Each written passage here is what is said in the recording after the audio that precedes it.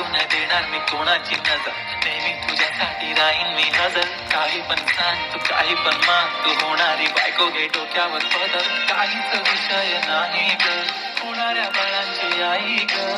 माझं सारं काय तुझं, तू फक्त बोल तुला काय पाहिजे. मला सोन्याचा झुमका झाल्या पाहिजे टाळ्या.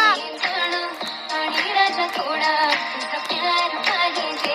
मला फिरायला गाडी आणि छोटासा बंगला, सोबतीला सारा परिवार